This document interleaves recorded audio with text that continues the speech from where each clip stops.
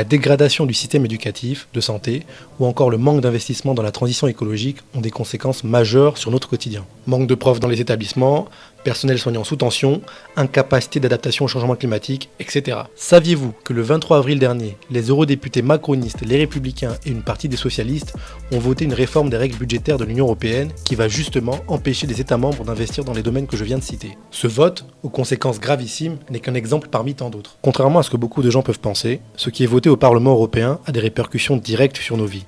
C'est pourquoi les élections européennes du 6 et 9 juin prochain sont importantes. En fonction des candidats qui seront élus, seront votées des politiques publiques qui, soit amélioreront leurs conditions de vie, soit les dégraderont pour longtemps. Si vous souhaitez vous faire votre propre avis sur les candidats, je mets en description un lien qui présente l'historique des différents votes au Parlement européen de chacun d'entre eux. J'aimerais ajouter que cette élection est d'autant plus importante que l'extrême droite est donnée favorite dans plusieurs États membres. France, Italie, Pays-Bas, Suède, Croatie, etc. Avec une majorité de sièges, elle pourra mettre en œuvre ses projets liberticides, climaticides et inhumains.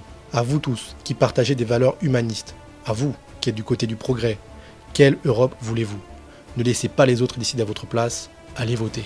N'hésitez pas à partager ce contenu, à liker, à vous abonner et à me dire en commentaire si vous aussi, les 6 et 9 juin prochains, vous irez voter. Allez, ciao ciao.